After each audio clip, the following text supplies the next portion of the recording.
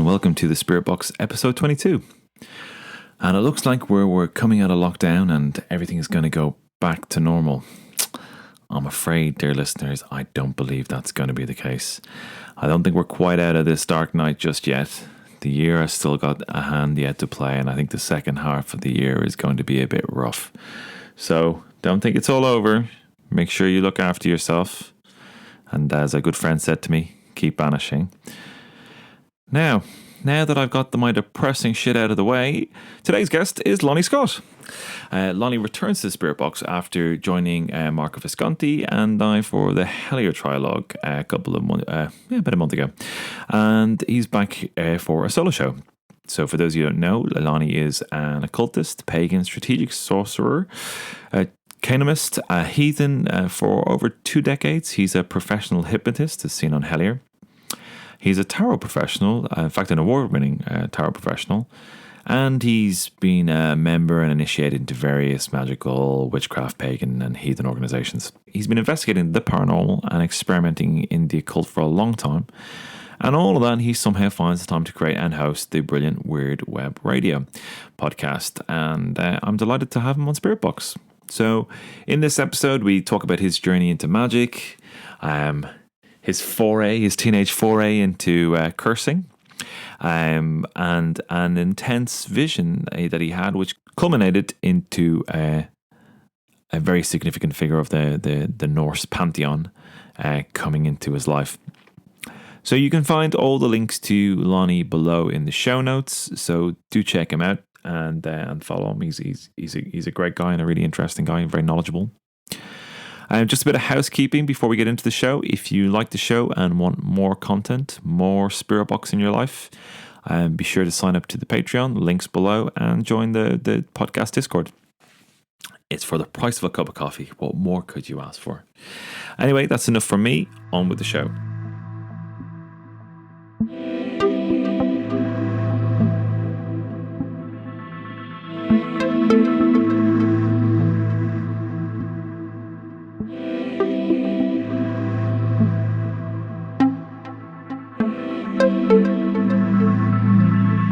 Lonnie, welcome back to the Spirit Box. Awesome. It's really cool to be here. Thanks for having me back. Brilliant.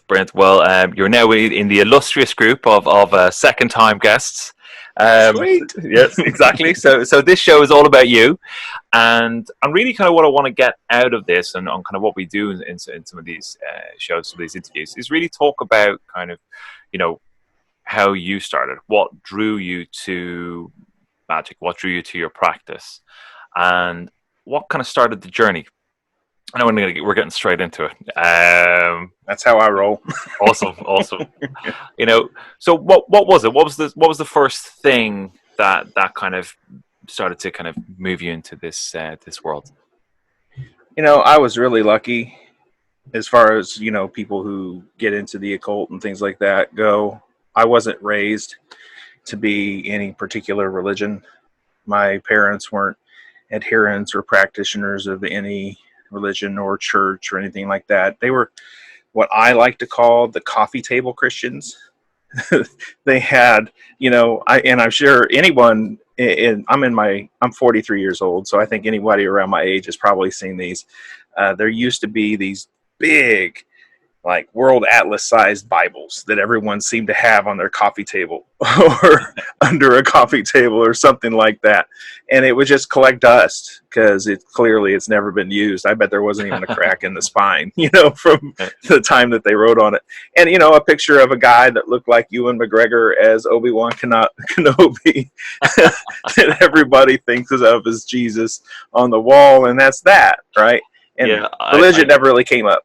I know we like in Ireland there's the exact same thing with like the Sacred Heart of Jesus. There used to be this picture of kind of like a doleful looking hippie with like a horrific chest wound where his heart exposed and this kind of flickering light in front of him. That was everywhere. Yeah, so that's just the thing, I guess. I don't know where they found this incredibly hippie-looking Kenny Loggins kind of white dude in the Middle East in Roman period, totally. But whatever. That's their thing, not mine. So it just kind of sets the stage for this is the whole religious environment I grew up in. We were never baptized. My parents sent us on a bus to a church because the guys across the street suggested it. They were part of the church, I think, just to get us out of the house on a Sunday. And I only did that maybe once or twice. It wasn't my thing. I wasn't being forced to go. Right. So by the time I'm around the age of 13, something inside me is yearning for something spiritual, right? The house I grew up in had strange things that would happen in it. I'd had weird dreams that made me think that spirits were real. I lived 4 blocks away from the 2 major cemeteries in town, so I'm always playing around in those, going to the library by the time I'm 10 years old, asking the librarians for books to tell me the history of the place and why is the cemetery named that, and are there any vampires in that mausoleum? You know, I wanted to be the kid in the Monster Squad real bad. So I end up just randomly meeting some people, a couple people in particular. I mean, I'm going to leave names out of this unless, you know, they're dead. I don't want to throw people out there if they don't want to be thrown out there. So I meet a couple people and just hanging out at the arcade in the mall, which is odd. That's yet another thing that doesn't really exist in the world anymore. And we got to talking about stuff over a game of Street Fighter, of all things. And it leads towards this, what do you think about ghosts? What do you think about magic? Are witches real? And they had a couple books. And funny enough, the very first book I was ever handed on any of this was loaned to me by this friend. And I wouldn't, it took a lot of years for me to be able to admit in public that I even read this book. But it was Celtic Magic by DJ Conway. Right. It's the first thing I ever read. And I read it and I thought, wow, what is all of this? Well, I didn't know what I was getting into yet. I just knew that something about that told me that the world that we live in isn't as boxed in and narrow as I had sort of believed. Because despite not being raised in any kind of religion, it was still there. You know, it's everywhere you look. So many churches on every corner, and like that's where most of your friends and family members are going, and you're not part of that crowd. So what else is there? And, you know, just the kind of things you go through. So yeah, I got that book, and I started trying to understand more about the names of the gods and the things that she talked about in the book, and that led me to more library trips. And I mean, I'll tell you, in the early 90s, when I was a teenager, if you could find anything at all on the occult or witchcraft or something, it was real slim pickings. It was here anyway, in a smaller town in the Midwest. So I got my hands on anything I could.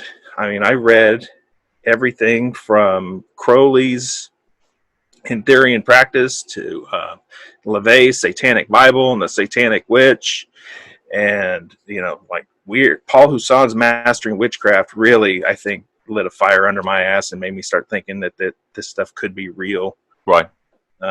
Yeah, so how did I get started? I just, by this yearning for something spiritual in my life, knowing that what the status quo wasn't for me, and random chance encounter with somebody who had an access point for me to start exploring these mysteries.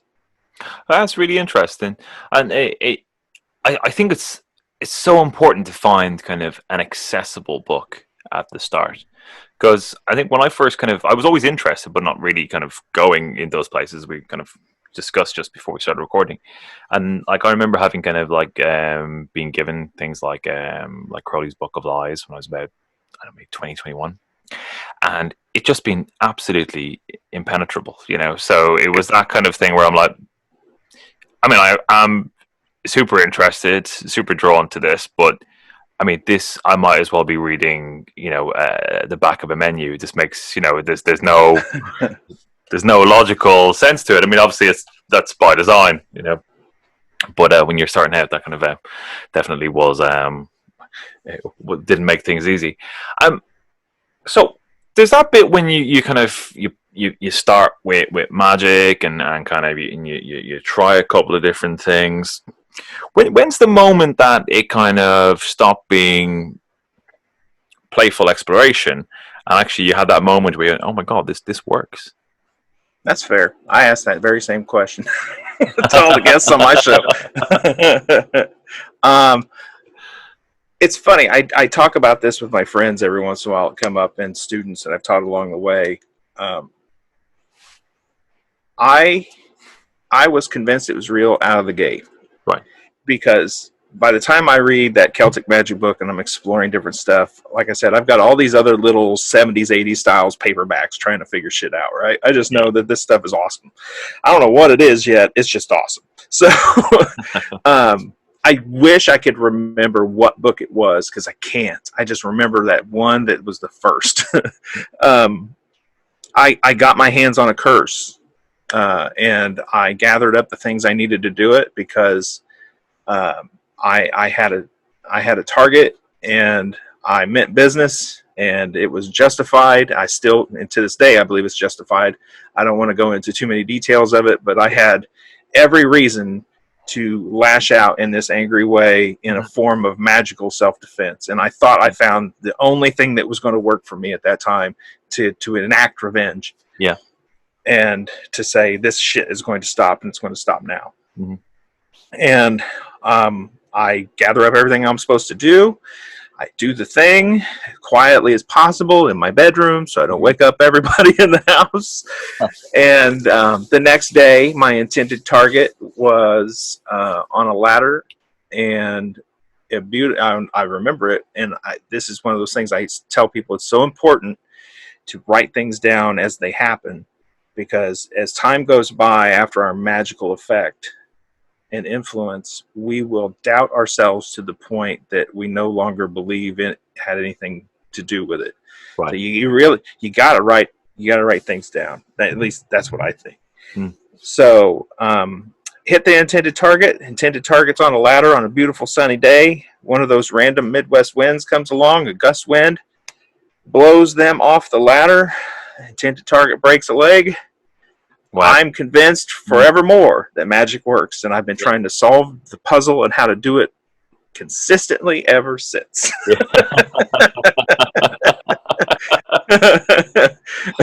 It's extraordinary, really, and like, I mean, did you when that happened, were you like, holy shit, did you recall that feeling of kind of like, oh Christ, this is proper? No, properly effective. I think I had to be 14, maybe 15 years old. So it was real early in the beginning. I'm reading all these different paperbacks and just getting a flavor for everything that's available. Right? And when I found the thing I thought was going to do what I wanted, and I did it. You remember before we were talking, I was talking about how I like the perspective you bring to this, because you really started delving into these practices later in life when your adult brain's fully formed. Yeah. And I got into it when I was young, when my brain had clicked off to do what happens to everyone in their teens. You become the medieval fight or flight kind of brain, right? So in proper teenage certainty, when this happens, I thought, fuck yeah, what's next? And I quickly discovered it's not that simple. That kind of thing over here people talk about. You get that one sigil working, you're like, okay, I'm an archmagus now. What's next? Yeah, I'm gonna set up camp over here as Grand High Poobah with a big fucking hat and bring all ye students. Yes, exactly. Yeah, so that's what convinced me. I was just like, I found the recipe to do something. I had the fuel to make it happen, and I did the thing, and it happened. Yeah, that was the one that locked me in. Yeah, I first tasted the real drug, and man, that's what a journey it's been. Yeah, I can absolutely imagine. Like, and what as we were talking about earlier, like, my proper studying of magic and the components that go into it, and spellcraft is only in the last few years, and really,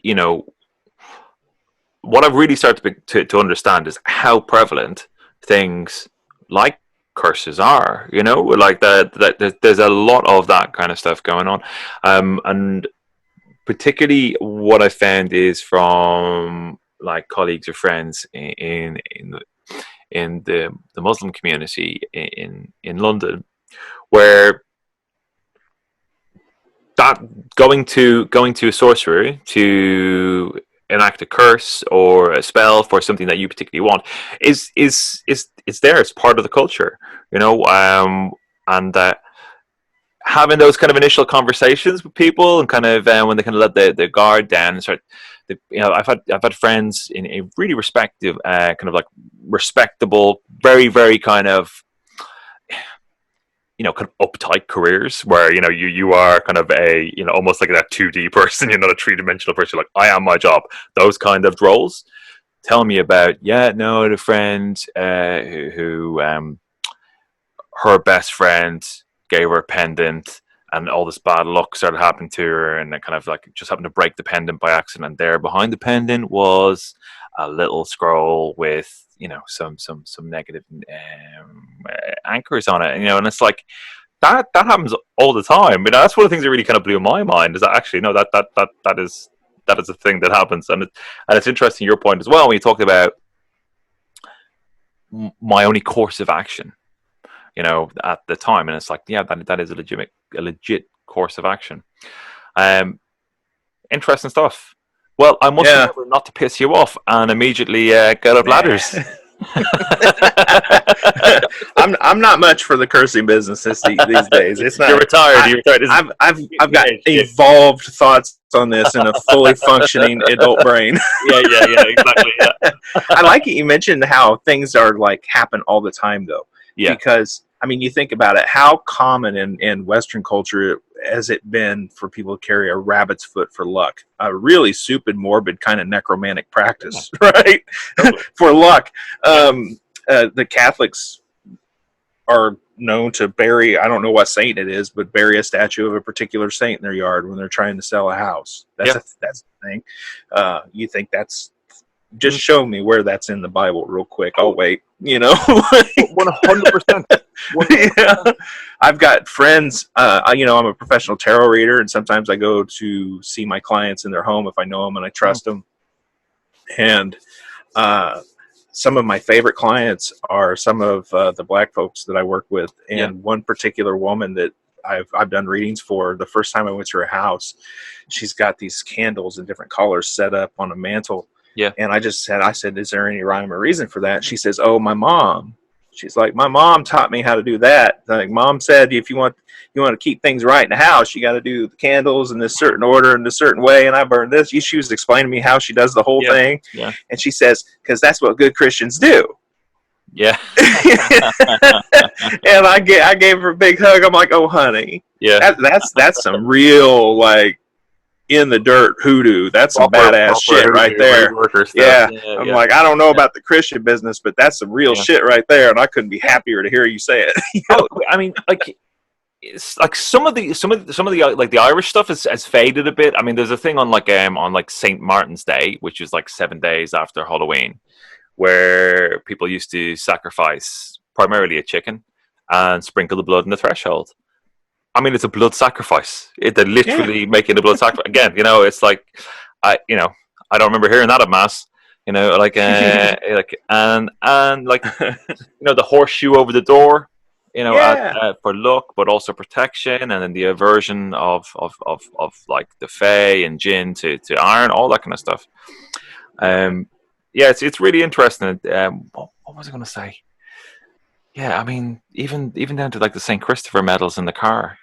Oh yeah, and when kind of having these conversations with people who kind of are not in these circles, and they kind of go, "Oh, you guys believe in magic, really?" And it's like, well, what are you doing with your? yeah, it's always that kind of really. But birthday candles, blow out the candle and make a wish. I mean, it's literally candle magic. It's all there. Yeah, go to a baseball game. Let your team get down one run in the 9th inning. Yeah, everybody turns their hat upside down. It's a rally cap. Really, to do that? Yeah. No way. Oh yeah. It's a thing. One of one of the coolest things. I'm a baseball fanatic. Like, Right. it is my most beloved sport. I don't know what it is about it. I'm just fully in love with it. Grew up a Chicago Cubs fan my entire life, Right. as a lot of people do growing up in this part of Illinois.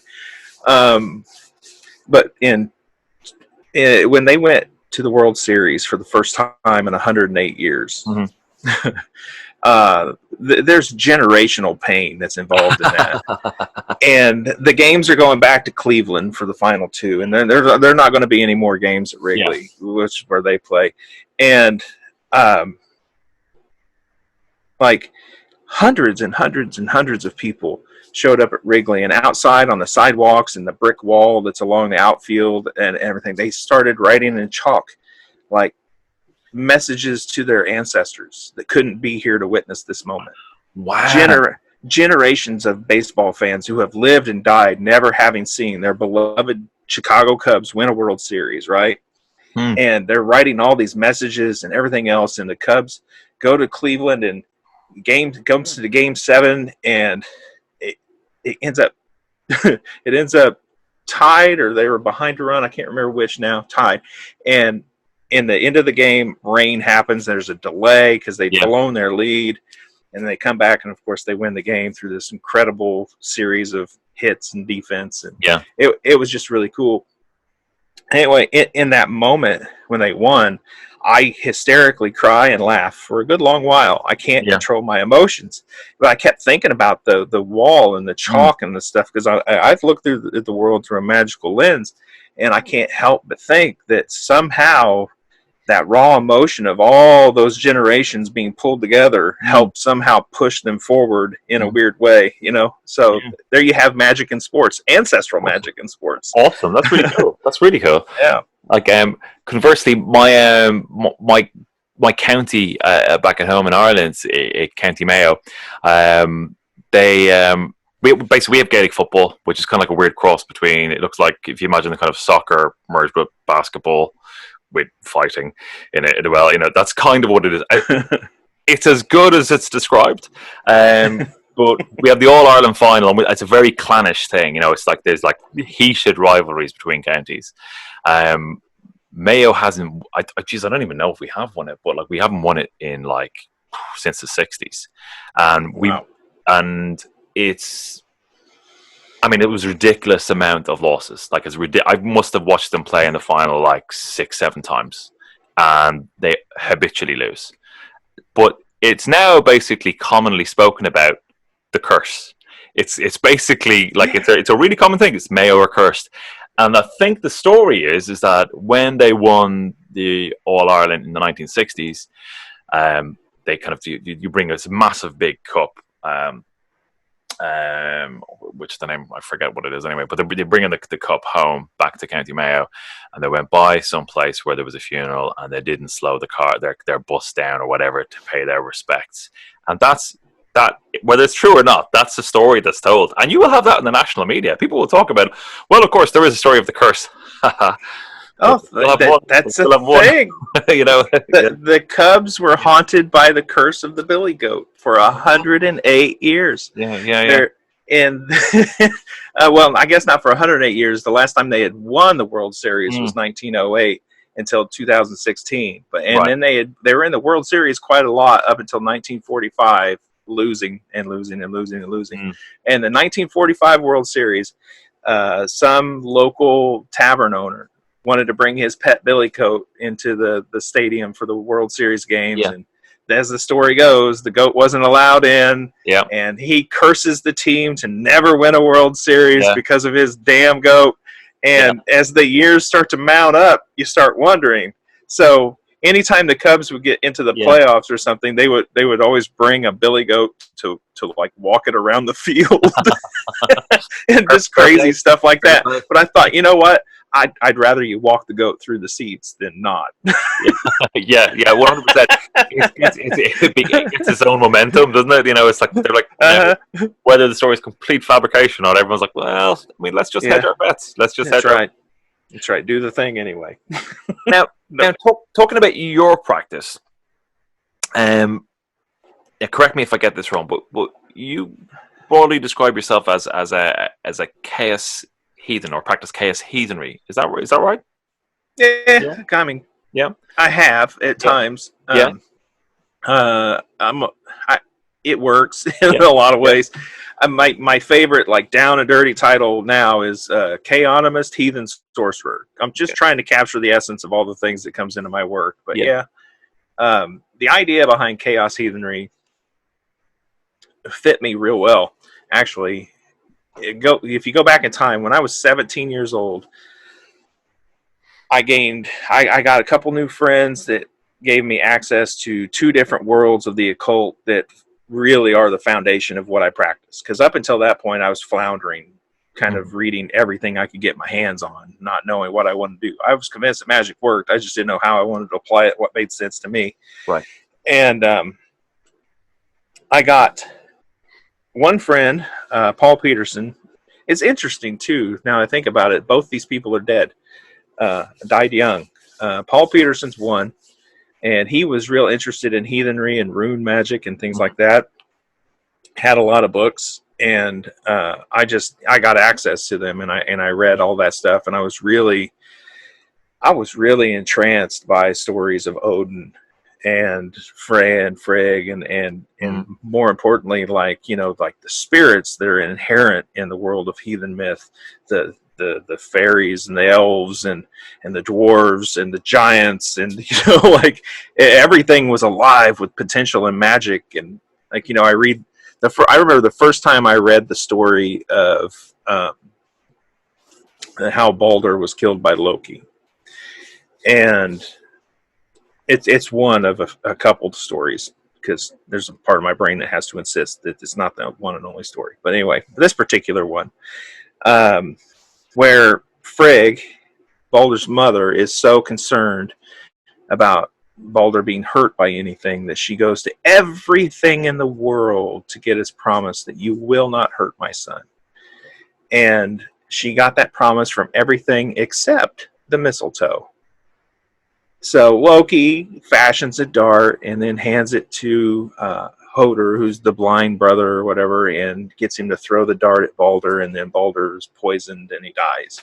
And there's this awful thing. And people always point to this as the start, one of the examples of how Loki sucks and all this other shit, because people read stories too fucking literally.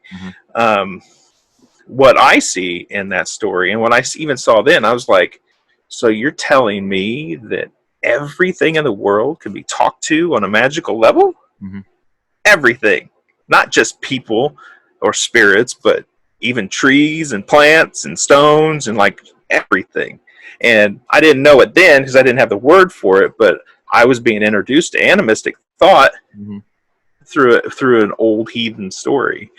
And it just opened up a whole magical world for me that made sense, that I could attach to, that I could really use to explore magical potential. And on the other hand, I was by another friend, Chuck Smith was his name. Chuck had a rare heart condition, and he was dead in his early 20s, unfortunately. He was a really good dude. His thing was Thelema and Hermetics.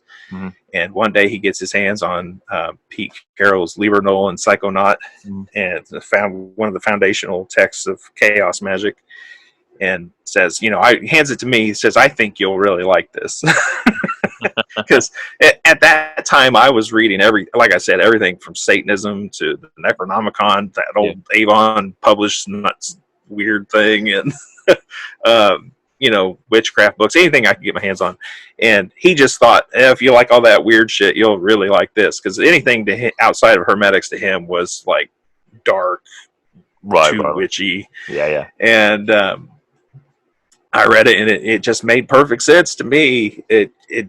I get it. Like sigils, oh, I totally get that. Servitors, I get that. This all makes sense. Paradigm shifting and belief being the fuel and all that. Like, it just made sense. And I've been working in some sort of syncretic blend of those worlds for a very long time now, since I was 17 years old. I'm 43. So they've been 2 of the 3 real major occult factors for me. When I found what chaos heathenry was specifically, I didn't connect with a lot of local pagans in my area. I tried real hard, but most of them were Wiccan covens, and I wasn't really interested in Wicca. I read the same books that they were using, and it just wasn't my thing. And I don't know. And there was a lot of like new agey kind of people around, but nobody was really exploring heathen things and chaos magic, the stuff that I really wanted to get into. So I went online and I started getting involved with different online groups, and in those early Yahoo chat rooms were gold. They were just fantastic. Awesome. Yahoo Pagan 1 in the late 90s, early 2000s. Like, anybody out there listening, I remember you. And there were things like just Yahoo groups and stuff like that were popping up, like the Z cluster and the No Matrix or Auto No Matrix. I always forget what they were called. Some people call them the Axe. Just different chaos magic groups that were doing their thing. And then you had Temple of Psychic Youth that were out there doing their thing, and the Chaos Matrix, still a website that's up today, was collecting all these different things of chaos magic. So that stuff was out there, and I'd go on these forums, and one of my favorite forums, it's still around, but it's pretty inactive now because people have moved to social media, was mysticwix.com. And on Mystic Wix, there was, like any other boards, there was always like the Reconstructionist religion sections, and Heathenry, it was often called Asatru in there, and it would be, in there, and you get in those discussions, and most of the people you encounter on those boards, they weren't talking about a heathenry that had magic in it. Their heathenry was all family oriented. It had a specific order of things you were supposed to do, and it was all about this fabricated 9 noble virtues of integrity and industriousness and all this stuff, and people were concerned about whether or not you were white enough, and like just crazy shit that really turned me off to the whole idea. Right. Is you read books and you don't know that stuff exists out there until you like go out into the world and encounter it. And I would be super turned off by everything heathen, but I kept turning back to, like, the runes were a big thing for me. Yeah. And I keep using runes and I keep experimenting with them, and then I'd get curious and I start exploring for people again, and I keep running into these same kind of people. And there was one guy, Rick, he was on those boards. We're still friends today. He's a real good dude. Like, we'd had a lot of good discussions about runes and rune magic. But it was in 2007 or early 2008, I think. Maybe sooner. It might have been 2005. I don't know. Now that I'm in my 40s, everything was 5 years ago. The 90s were 10 years ago. Anyway, I found this website. It's lhasablaze.com. It's still out there. Still has content being created on it. It was the first time I encountered people who were doing what I was trying to make this syncretic blend of in my life. They were chaos magicians, and proudly such, who said that heathenry is their spiritual harbor. And just like our ancestors of old, we are going to sail out of that harbor to find more magic. That's our treasure that we're seeking, basically. And I fell in love with the style of writing that I found on there, particularly the writing of, they go by the name Heimlich Laguz now, and Heimlich has been on my show. The archives on that website are full of these experiments and trance work and rune work that were completely out of bounds of what the Asatru forming, like, religions would have called heathenry. But this was baked into heathen mythos and lore. It was just being strategically approached to get real results like a chaos magician would. And I've been a part of that little tribe ever since. That sounds awesome. And if listeners out there are interested in finding out more, where's the best place for them to go? Oh, well, and if you want to know more about the sort of way chaos heathens approach, and we're not a like uniform step-by-step recipe kind of people. You know, we're experimental magicians who have this spiritual harbor in common. We put out a compendium, an anthology. It's the Hell Has a Blaze compendium of chaos heathenry. It's available as a Kindle and paperback on Amazon.com. Cool. Yep. Awesome. Now, one thing I wanted to ask you, just in relation to your hypnosis practice, and this is just as a bit of an observation. I know we chatted about it earlier. So, one of the things that I've found as I've got to know more and more magical people is they tend to have clusters of interests. They're either kind of like they have magical interest, but there's also a real strong healing interest, or there's a real strong creative impulse. What are your thoughts on that? Because for me, it's just like I just find it everywhere. Like they seem to be kind of like I mean, Gordon White when I was on his show, we were talking about things, and he was saying, well, creativity is magic. But what about healing? Where do they sit together? Yeah, I love Gordon, but he has a bad habit of boiling things down to these real like one-word things. Yeah, bless the man, because I know I've benefited a lot, especially from his early writings. The early days of RuneSoup.com are some of the fucking best magical writing ever put down, period. Yeah. Mind-blowing stuff, and I'm so glad he keeps it up there. But anyway, you didn't ask about Gordon. Hypnosis. I got into hypnosis. I was in high school, young. I think it was my freshman or sophomore year. A hypnotist came and did a stage show, and I couldn't believe what I was seeing. I was floored, and I had to know why that shit happened. Like, why in the world did those kids, my classmates, do all that crazy stuff just because he said so? What the fuck is that? And I'm already exploring magic and stuff at this point too, right? So for all I know, I'm a dumbass teenager. He's up there really controlling people. Yeah. So I hit the library like I did for everything else, and got everything I could on hypnosis, and quickly learned that it's not like mind control and all this other stuff, and just started figuring it out and practicing it on any willing participant, and kind of going in and out of using it and studying NLP at the same time. I got more serious about it as I got older, and I became a professional hypnotist in 2008 when the recession got real bad. I was an advertising consultant at the time, and advertising was another field I got into, partly influenced because of my magical thinking of the world. I thought, how do you create ways to influence minds to do things? That's advertising and marketing, right? It's also magic. So hypnosis, I just decided I wanted to take a chance and get official training and real guidance and certification in the profession. I did get into it initially for healing, because a lot of the research around it has always been geared towards like pain control and easing people's suffering, and I was really interested in being able to do that. I've had very few pain clients in the 11 years I've been a hypnotist, though. 12 years now, I guess. Mostly I see smokers and anxiety clients and things like that. But when I think about how hypnosis works and the different things it can do, I'm always considering neuroscience research, consciousness research. I don't discard any of that. I think it's enormously useful in understanding how we all work anyway.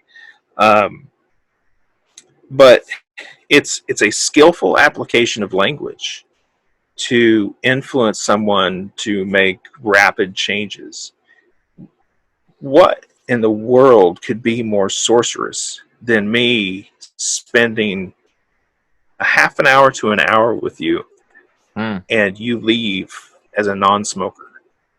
Or you come to me, this is the one that really blows me away, still after all the years and the many, many times that I've done it, you have a crippling fear, something that really messes up your life, that you have this intense phobia, and you come see me, and 15 minutes later you don't have that phobia anymore.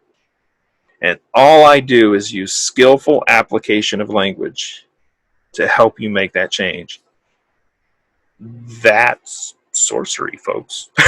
Yeah. In a nutshell. Now it has. I don't want to scare people, and it already scares enough people. There's lots of reasons for how these things happen, from the interaction of consciousness and compliance and with authority, and who knows what goes on in the brain actually when we're in trance, et cetera, et cetera. But I've had enough experiences experimenting with hypnosis with both my clients, myself, trance states in general, studying how people enter trance and what they expect, what's the end goal whenever they achieve trance states.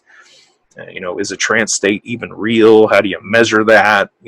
All this different stuff. It's a fascinating field to study, and I imagine I'll probably be studying it to the day I die, still unsatisfied with the answers.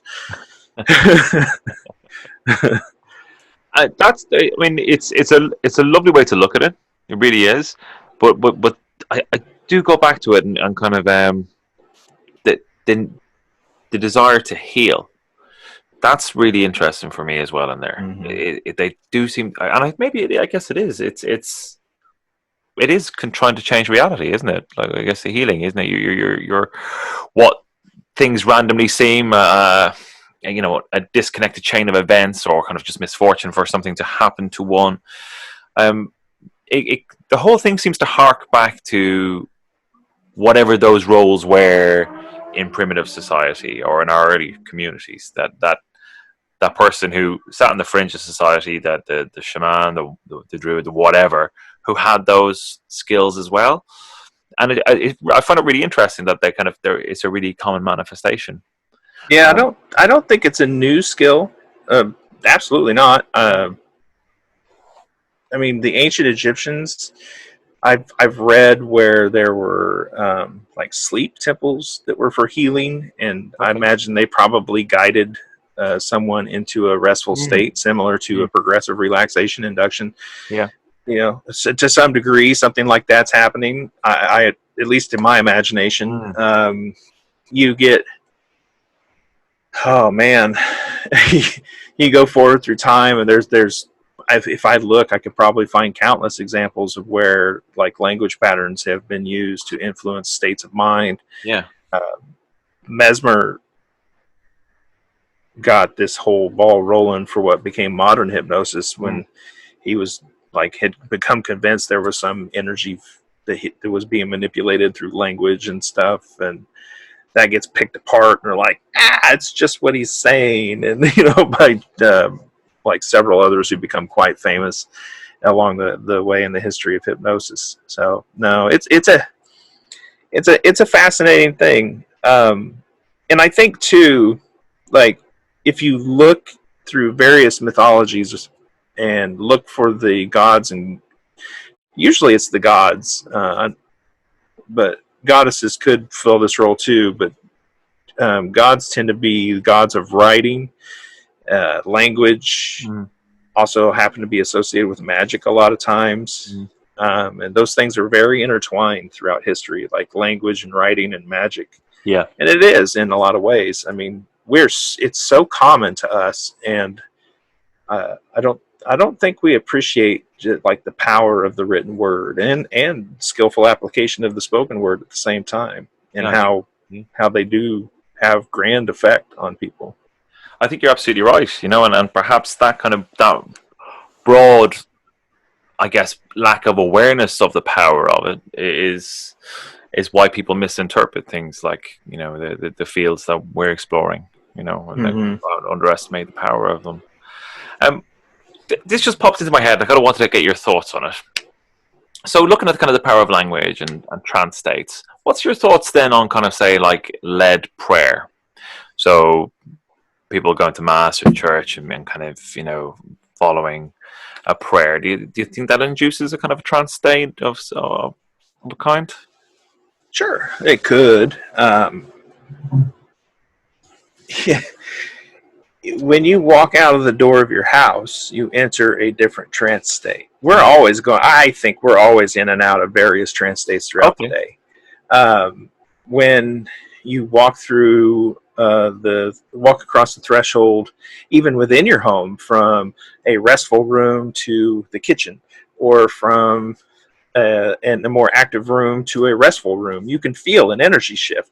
The same thing would happen when you're in your place of employment. You'll feel some sort of shift. You'll adopt an entirely different mindset than you had when you were outside in your car.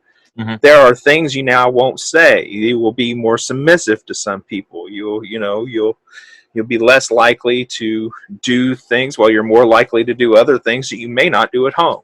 I've been a bar manager and a bartender for lots and lots of years as part of my work, and I've cleaned the bars hundreds and hundreds and hundreds of times. I don't like to clean like that at home.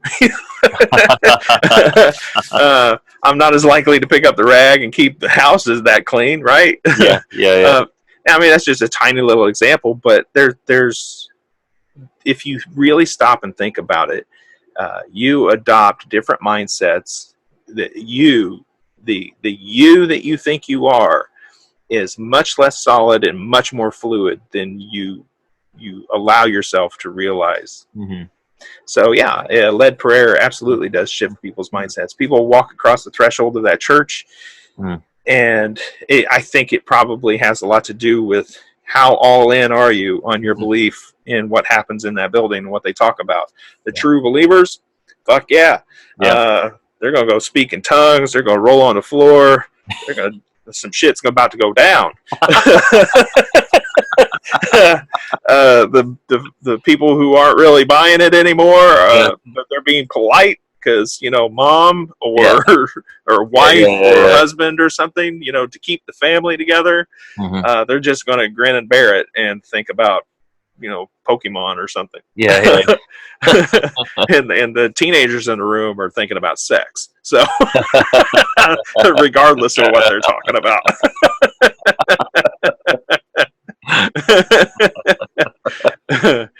So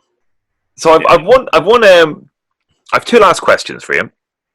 So I'm going to go to the question about kind of your own experience first, before then we kind of go to what your advice for people would be.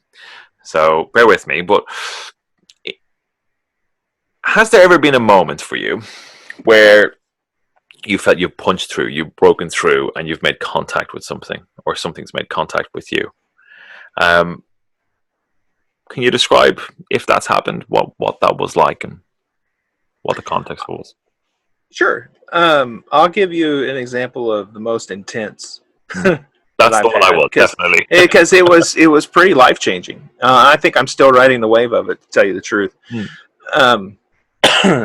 So, let's see, I think it was in 2012 or 13. 2012.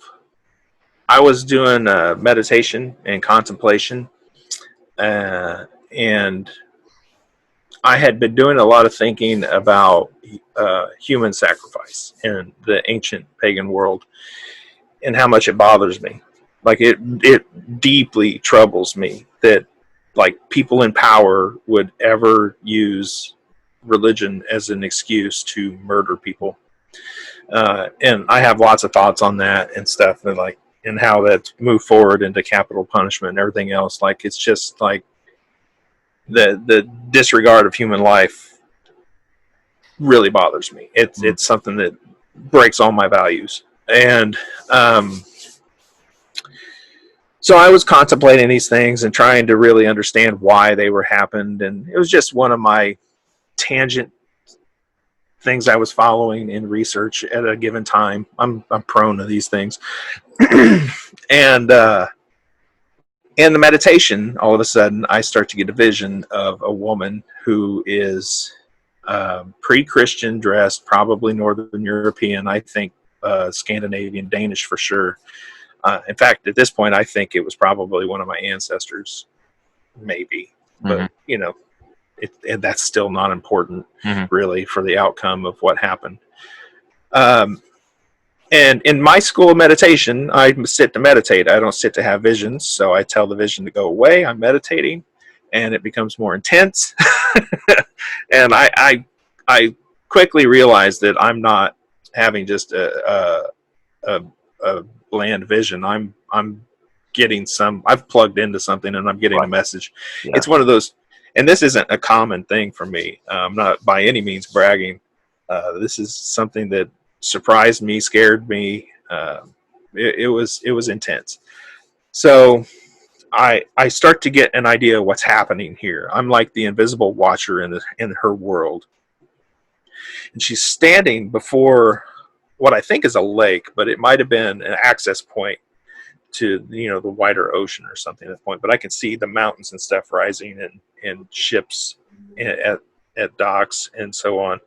The smaller fishing vessels that they would have had, and I can smell the stench of human flesh, and I could see that she is sacrificed some like horses and other livestock, and she's got dried tears on her face, like desperation just flows off of her, and she's about to sacrifice a person, and I can see that she doesn't want to. And when I think, why is she doing that, I get this hyper focus of an illness that has basically taken over the village, and it's killing people. And that's part of the smell that I'm getting, is the building of death from people dying sick and bodies being left out and not enough to deal with the problem. And she's some kind of priestess, witch, vulva or something, like a Saith Kona, perhaps. I don't know what historical term I would apply to her, but she's clearly the one with the magic and the access to the gods and the spirits. And she's trying everything she can, and she's finally got to the point where, like, maybe I give you a person on purpose rather than you take them, and you'll stop taking everyone. It's kind of like this thing I hear echoing in her head.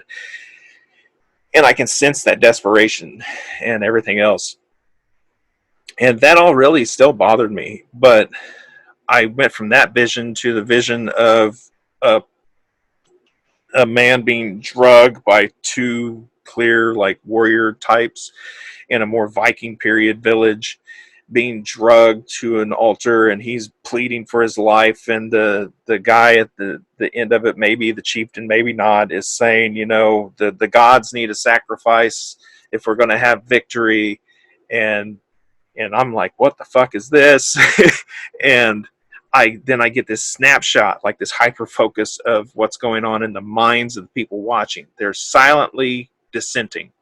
They're all scared to death to say anything because they don't want to be next. They recognize that this isn't for the gods. This is to control all of them, to keep them complacent. And these visions just keep rolling on this same theme from village to village and town to town.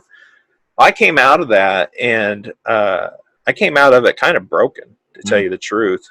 I didn't understand what it was, why it had to be so intense, why I would be given such details, why my mind would go to those places, even with my magical experience and everything else.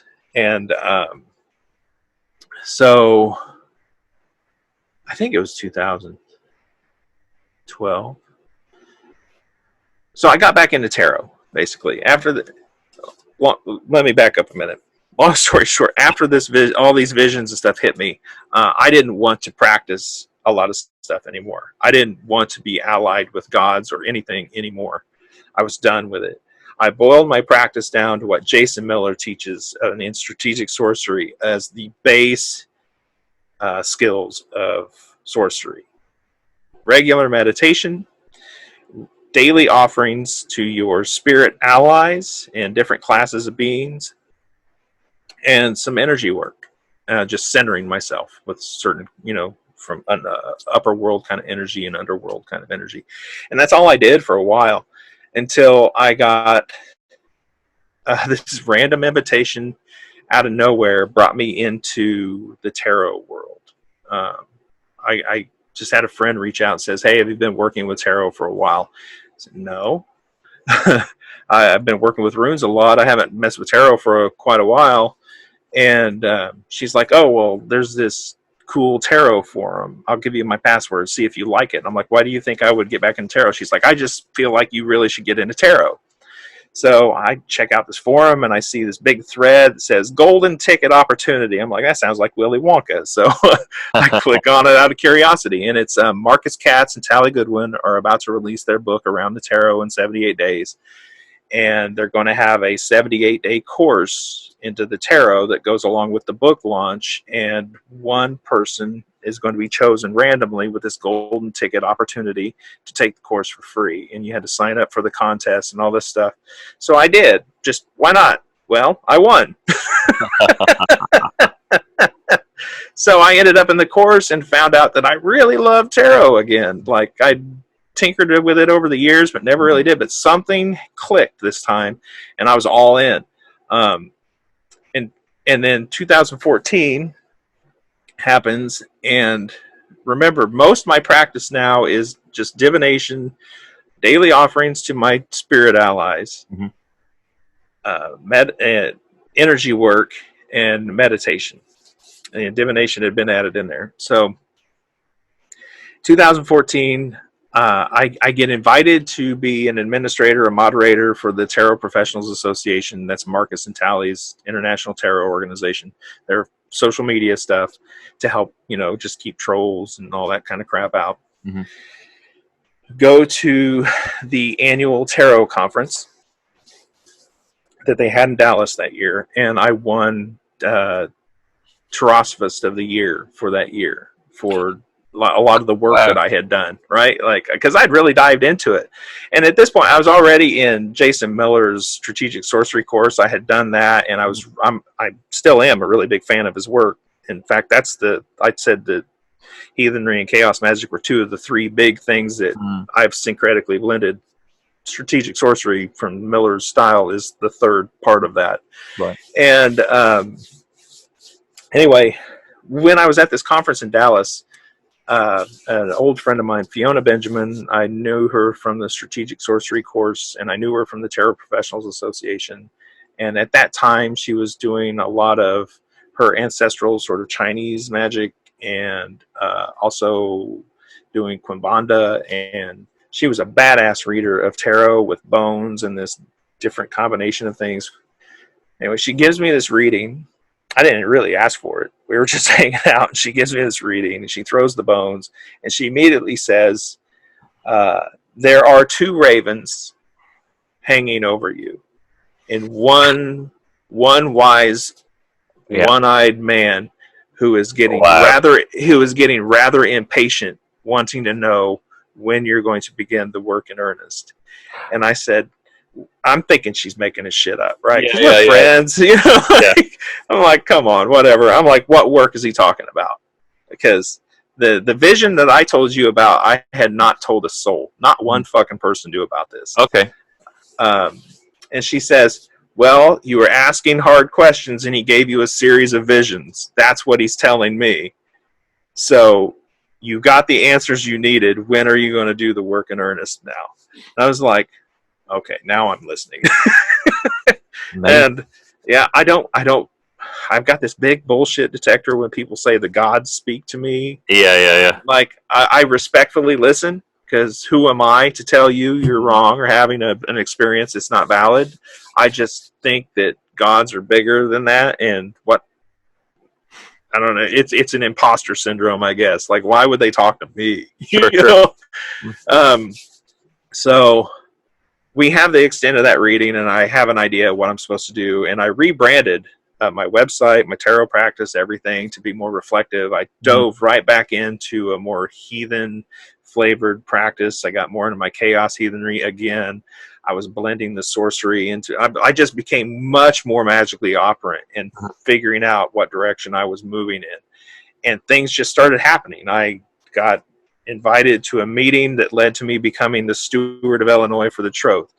I got invited to another series of meetings and interactions that ends up getting nominated to be on the High Read of the Troth, and I end up on the High Read of the Troth. Through various conversations, I end up initiated into a rune magic organization and getting mentorship and training through there. Like, I just once I said, like, nodded my head, yes, okay, I'm ready to begin. Like, I got flooded with all these things that came my way. I just had to agree to it.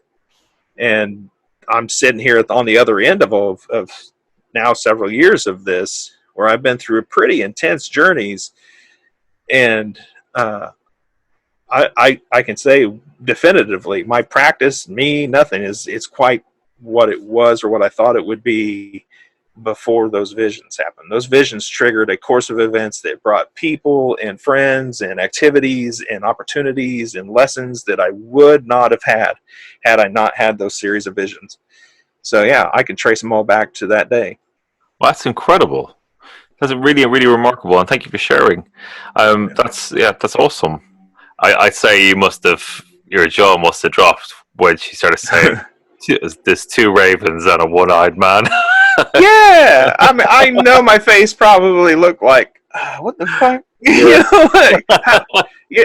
But then my bullshit detector goes off like you're smart, you're really smart, like one of the smartest people I've ever known. It's not a stretch to think that you know a little bit about who Odin is. Right? Yeah, exactly. Yeah, white dude in front of me. Let's talk to him about Odin.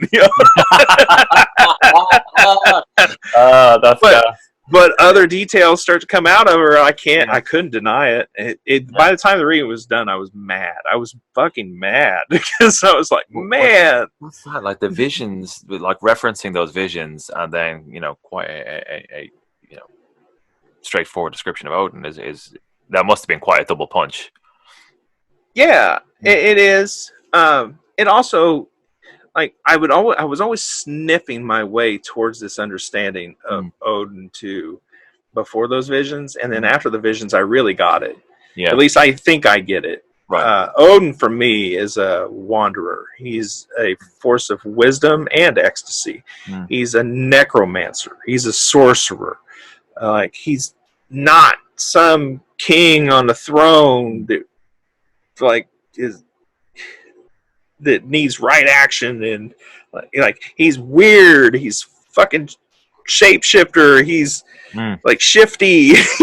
Like my favorite, my most inspiring story, one I'm constantly contemplating and doing trance work and inspired by, is in Voluspa, and when Odin goes to call up a vulva from her grave, and he's basically saying, look, woman, some shit's going to go down and I need to know more about it, and I think the answers that I'm looking for, but before I find out if you know the answers, tell me what I said to Balder on the funeral pyre before he was burned.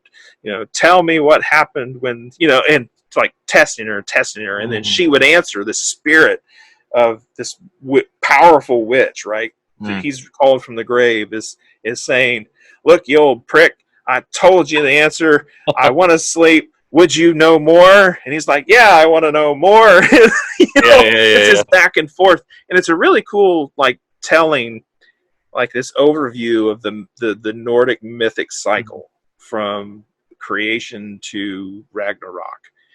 And what I get from reading that isn't so much all of this mythic cycle, as cool as it is. I get, he called up some kind of powerful spirit that knew shit that he didn't fucking know. Like, that's some necromancy on a big cosmic scale, right? The god that creates a lot of like us, even in the mythos, has to call up some spirit somewhere to get questions to things that he doesn't know. The god that sacrifices his eye to the well of wisdom and mystery so he can fucking know everything has to call up a spirit to get information he doesn't know. I'm not reading the myths literally thinking like, wow, Odin had to go do this thing to get this information. I'm thinking I can call up spirits to get things I don't know. That's what I get out of that. You're right. Yeah. And the older, the weirder and cooler it might be. Yeah. That's really awesome. And to wrap up, one of the things I'd like to ask you is, for those starting out on their journey, you know, what are your I mean, you touched on it a bit around kind of like the daily meditation, the daily centering, and ancestor work. But what are the essentials for those starting out? Where should they look? In my tradition, it's the Wayfinder tradition.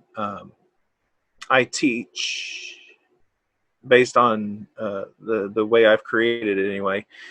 First thing you have to do, I think you should do, is buy the book 6 Ways by Aidan Walker, because it will prepare you to do magic and get started in a way that nothing else quite really does. And there's zero bullshit attached to it. It's just like, here's the thing and here's how you do it, and go do it. And I think that's partly the most important thing, is to do it. Don't just read books. Don't collect a library. Like, if you want to get in the game, get in the game, and find out that it works. And it doesn't work exactly the way you expect it to all the time, and figure out how to refine that approach. So 6 Ways is my very first required text to my students. If you want formal training, I highly suggest, if you're interested in magic and what works, Aidan's not teaching a course right now, but Jason Miller always has his strategic course available. I've taken it. It's got a fantastic community called the Strategirati, who we all help each other, work together, share information. I've been a part of that community now for years. It's the very finest and best occult community that's ever existed, that I've been a part of, by leaps and bounds compared to others.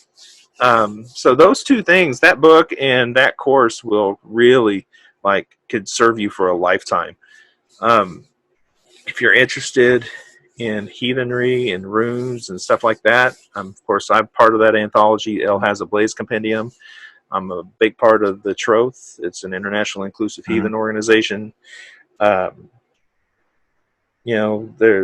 Read things like the Poetic Edda. I like the translations that were done by Jackson Crawford. That's a recent one. It's really accessible. Caroline Larrington has a really good one. James Chisholm has a more magically minded translation of the Poetic Edda, and it's available as a free PDF online. Okay. There's just lots of things out there. If you want to get started in practice, even before you have books or a course or training or anything, the core principles of practice really are that they are make an offering to your spirit allies. You don't necessarily need to know who they are by name. The way I do it, you can do something as simple as putting out a clean cup of water and saying, I'm calling all the spirits who help aid, guide, and protect me, my spirit allies, to come and enjoy this offering. And may peace always be between us. And it could be that simple. Yeah, awesome. And do it every day. Yeah. And get 6 Ways. Check out Jason's stuff. I've immensely benefited from all of that. El Has a Blaze is really cool. I'm available for questions anytime. If you like some of my stories, you think I'm weird enough for your kind of weird, hit me up. Which I think tease us right up to close. Where are the best places for people to find you? Absolutely. Well, the kind of the central hub of my stuff online is my show, Weird Web Radio. So if you go to weirdwebradio.com, you can access my show and prior episodes. Our wonderful host has been a guest on my show. I happily recommend it. So you can go there. It's got links to my tarot site, which is tarotheathen.com. It's got links to my hypnosis site, which is althypnosis.com. I offer hypnosis sessions over Skype, so no distance is a problem, and you can enjoy the comfort of your own home if you want to work with me with hypnosis as well. Fantastic. Well, I'll get all the links and make sure they're in the show notes. Lonnie, it's been absolutely fantastic talking to you. Thank you so much for your time. Really enjoyed that. the Odin experience has really kind of knocked me back on my heels. That's amazing. You, yeah, totally. yeah, fuck me up. Yeah. Thank you very So- much for coming on the show, Lonnie. Hey, thank you. It was awesome to be here. I hope your guests enjoy the show, and good luck to you and all that you do. Thank you.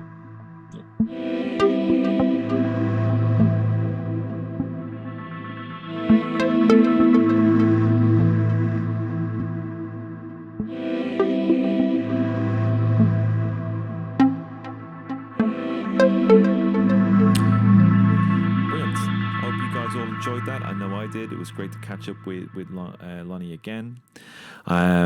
That stuff about Odin, that really blew my mind. That's properly full on. It's so interesting how people have these experiences with major deities. You know, it happens again and again. People get touched by these gods, these spirits. And I'm always interested in hearing about people's experiences. So feel free to get in touch. You can contact me via the comments if you're on YouTube, or via my website. So feel free to tell me about your experiences. And before I forget, our good friend Marco Visconti is doing a tarot intro on Friday the 10th of July at 7 to 9 p.m. British Standard Time. So look him up. You can find the link to that below in the show notes as well. All right, that's it from me. I hope you guys are good. Loads more shows on the way. I've been a busy boy. So take care and talk soon.